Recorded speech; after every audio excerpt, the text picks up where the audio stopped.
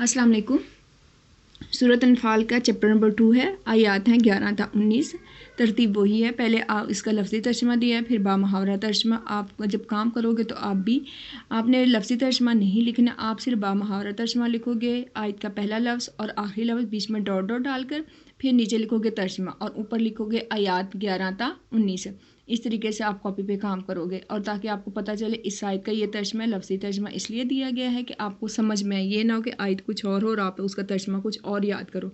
दूसरा ये कि जब आप तर्जमा याद करोगे तो आपको चैप्टर समझ आएगा। पहले आपने तर्जमे को पढ़ना है, समझना, उसके बाद आपने सवालात याद करने। अगर तर्जमा याद हो गया तो आपको short question, long question, MCQs हर चीज़ याद हो जाएगी। इसलिए पहले आपने तर्जमा याद करना, उसके बाद आप देखोगे कि इसका सवालात आप खुद लिखोगे, निकाल सकते हो, खुद अपने अल्फाज में भी लिख सकते हो मेरे सवालात के अलावा। अगर आपको समझ में आ जाता है चैप्टर कैसे, जब आप इसका तर्जमा याद करोगे, ठीक है। इस तमारीन जो है आपके ये मश्की सवाल, तमारीन का मतलब होता है मश्की सवालात जो आपकी बुक के एंड में दिए होते हैं ना एक्सरसाइज के। और जो मरूज़ी सवालात होते हैं MCQs होते हैं। और उसके बाद मुख्तलिफ सवालात जो होते हैं आपके शॉर्ट क्वेश्चन जो खुद से एक्स्ट्रा बनाए जाते हैं। और तमारीन में पहला सवाल आपका ये है, इस सबक में ग़ज़वा बदर के हवाले से अल्लाह ताला के किन इनामात का जिक्र किया गया है। इसमें पहला नाम क्या है, इनामात, यानी अल्लाह ताला ने मुसलमानों की ग़ज़वा बदर में मदद कैसे की। तो पहला जो मदद थी अल्लाह ताला की वो ये थी कि अल्लाह ताला ने तस्कीन के लिए अहले ईमान पर नींद तारी कर दी ताकि इन्हें सुकून मिल सके। दूसरा ये था अल्लाह ताला ने आसमान से पानी बरसाया ताकि मुजाहिदीन इससे नहाकर ताज़ा दम हो जाए, नीज़ रेतली ज़मीन पर उनके पाँव जम जाए। और तीसरा नाम यह था अल्लाह ताला ने फरिश्तों के लिए मुसलमानों को तसल्ली, तस्कून और इत्मीनान बख्शा और ताकीद की कि वो साबित कदम रहे। चौथा नाम अल्लाह ताला ने कफ़ार के दिलों में मुसलमान का रोब और दहशत डाल दी। पाँचवां अल्लाह ताला ने फरिश्तों के ज़रिए जंग में मदद की। उसके बाद दूसरा सवाल, अस्सवालुल अव्वल यानी पहला सवाल, अस्सवालुस सानी यानी तीसरा सवाल। जंग की सूरत में यानी मुसलमानों के अगर कफ़ार से तुम्हारे मुकाबले की सूरत में सूरत अनफाल की इन आयात में क्या हदायत दी है। हदायत यानी अल्लाह ताला ने कहा है कि अगर कफ़ार से तुम्हारी जंग हो तो तुम्हें क्या हिकमत अमली अपनानी चाहिए। तो जंग से भागने पर गुनाह कबीरा है, इसलिए हदायत क्या है कि जंग की सूरत में मुसलमान को दर्जा ज़ैल हदायत दी गई है। पहला ये कि अगर कफ़ार के साथ किसी लश्कर के साथ हमारा मुकाबला हो तो इनसे पीठ ना फेरें। पीठ फेरना क्या है, गुनाह कबीरा है और उसकी माफ़ी नहीं है। लेकिन किस सूरत में माफ़ी है, वो दो सूरतें क्या हैं। पहली सूरत यह है कि मैदान जंग से पीछे हटना जायज़ नहीं है, लेकिन सवाए दो सूरतों में। अगर आपने दुश्मन पर वार यानी हमला करना हो या अपने लश्कर से आप पीछे हो तो अपने लश्कर से मिलने के लिए मैदान जंग से पीछे हट सको, वरना अगर करोगे तो आप पर जहन्नम का अजाब है। ठीक है, बेसल मसीर का वर्ड्स आया है आपकी आयत में। सवाल नंबर 3 है, ये भी मश्की सवाल आते हैं। कफ़ार को ख़िताब करते हुए इन आयात में क्या तनबीह की गई है। तनबीह का मतलब क्या होता है, वार्निंग देना किसी को कि अगर आप नहीं करोगे तो आपके साथ ऐसा किया जाएगा। अल्लाह ताला ने कफ़ार को तनबीह करते हुए फरमाया कि इस्लाम की मुखालफत से बाज आ जाओ, अगर तुम दोबारा मुसलमानों से जंग करोगे तो तुम्हें फिर शिकस्त होगी। अल्लाह ताला अहले ईमान के साथ है, तुम्हारा बड़े से बड़ा लश्कर भी तुम्हें बचा नहीं सकता। आगे हैं आपके अबारात का मफ़हूम, यानी जो आयतें दी हैं उनका मेन मफ़हूम क्या है। तो यहाँ से आप जब मेन इसकी चीज़ें पढ़ोगे ना मफ़हूम, तो आपको चैप्टर समझ आ जाएगा। यहाँ पे या अय्युहल्लज़ीना आमनु इज़ा लक़ीतुमुल्लज़ीना काफ़रू ज़हफ़न फ़ला तवल्लूहुमुल अदबार। ए ईमान वालों, जब मैदान जंग में कफ़ार से तुम्हारा मुकाबला हो तो इनसे पीठ ना फेरना। इस बार में मुसलमानों को हिदायत दी गई है कि वो कफ़ार से जंग की सूरत में पीठ ना फेरे। पीठ फेरने का मतलब ये है कि मैदान जंग छोड़कर भाग जाना। ये अमल बुज़दिली की अलामत है। मुसलमानों के लिए जंग में साबित कदम रहने का हुक्म है, इसलिए पीठ फेर कर भागना दुरुस्त नहीं है। अल्लाह ताला पर ईमान रखने वाला मुसलमान भी बुज़दिल नहीं हो सकता। अमार रमईता इज़ा रमईता वलाकिन अल्लाह रमा। ए मोहम्मद सल्लल्लाहु अलैहि वसल्लम, जिस वक्त तुमने कंकरियाँ फेंकी थी वो तुमने नहीं फेंकी थी बल्कि अल्लाह ने फेंकी थी। ग़ज़वा बदर में रसूल अकरम सल्लल्लाहु अलैहि वसल्लम मुट्ठी भर कंकरियाँ कफ़ार की तरफ फेंक कर इन पर लानत फरमाई थी।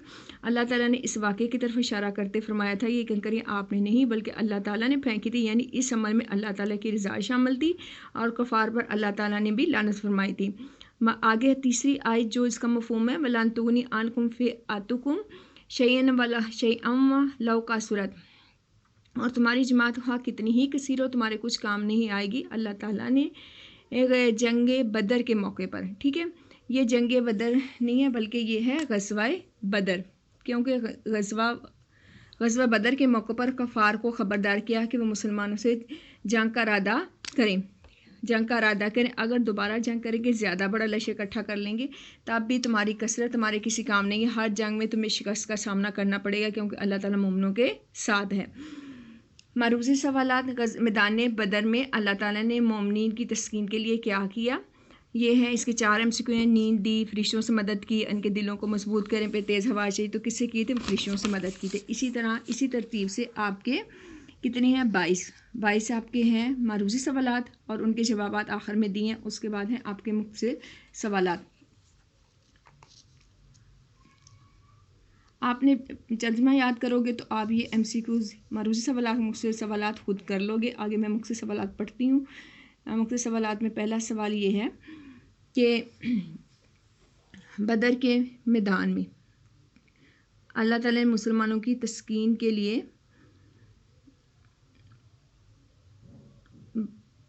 پہلا سوال آپ کا یہ ہے کہ بدر کے میدان میں اللہ تعالیٰ نے مسلمانوں کی تسکین کے لیے کیا کیا؟ بدر کے میدان میں اللہ تعالیٰ نے مسلمانوں کی تسکین کے لیے اپنی طرف سے اوپر نیند طاری کر دی تاکہ مجاہدین سکون حاصل کر سکیں. غزوہ بدر میں اللہ تعالیٰ نے آسمان سے پانی کیوں برسایا؟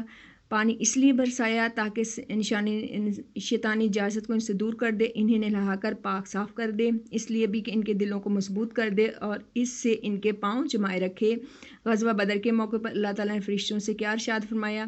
غزوہ بدر کے موقع پر اللہ تعالیٰ نے فرشتوں سے یہ ارشاد فرمایا کہ میں تمہارے ساتھ ہوں، تم مومنوں کو تسلی دو اور ثابت قدم رہیں. ابھی کافروں کے دلوں میں رعب اور ہیبت ڈال دیتا ہوں اور ان کے سر مار کر اڑا دو، ان کا پور مار کر توڑ دو. پور کا مطلب کہ ان کے جوڑوں پہ مارو اور سر ہیبت کا مطلب کافروں کے دلوں میں مسلمانوں کا خوف پیدا کر دو. کفار کو سزا کیوں دی گئی تھی؟ کفار کو سزا اس لیے دی گئی تھی کہ انہوں نے اللہ تعالیٰ اور اس کے رسول صلی اللہ علیہ وسلم کی مخالفت کی تھی اور جو اللہ رسول کی مخالفت کرتا ہے اللہ ان کو سخت عذاب دیتا ہے. آگے وہ سوال ہے اللہ رسول کی مخالفت کرنے والے کا کیا انجام ہے؟ جو ان کی اللہ رسول کی مخالفت کر رسول صلی اللہ علیہ وسلم کی مخالفت کرتا ہے تو خدا بھی انہیں سخت عذاب دیتا ہے. کفار کے ساتھ آخرت میں کیا سلوک کیا جائے گا؟